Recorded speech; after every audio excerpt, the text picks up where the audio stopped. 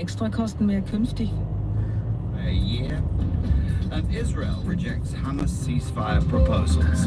Here's Elizabeth Alcock with the FM4 News.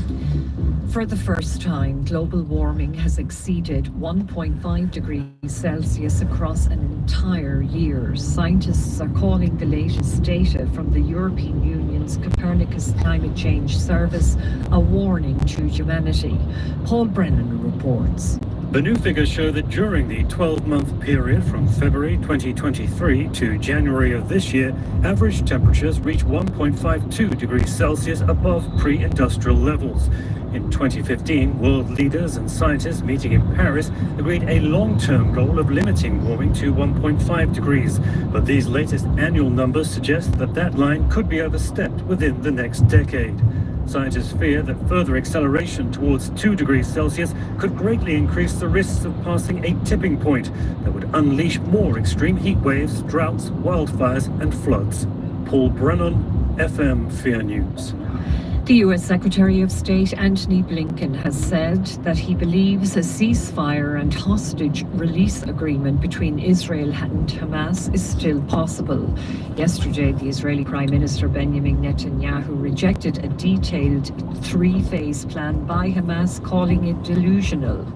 We look very carefully at what came back from Hamas, and there are clearly non-starters in what is put forward.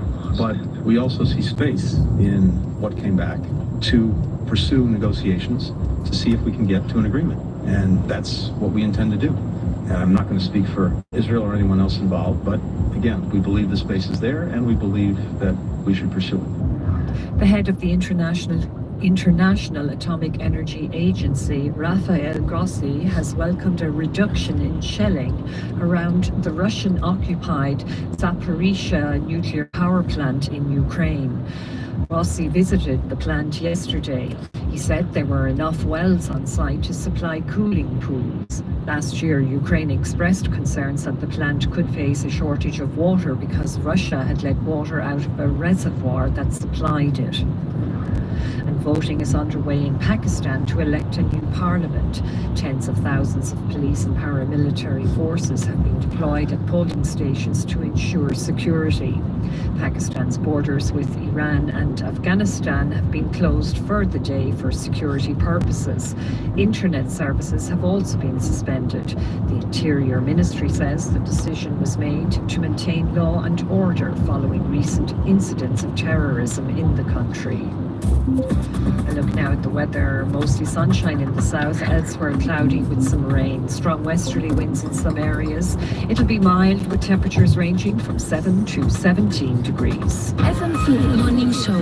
Ich würde Ihnen empfehlen, fangen Sie mit ein paar Minuten an. In the fire. Paar Minuten? We've been going since 6 o'clock this morning. It is now 3 minutes past 7 o'clock. Thursday morning. Ich bin Ahmed. Yes. Du bist hier Freeman. Thank you very Und much. Maxi dort liegt da im Eck vom Studio und She schläft is. noch. I've got to record her when she goes, oh, in the morning. Anyway, we'll start with this one now. Piece of shit. It's like your shit isn't stupid.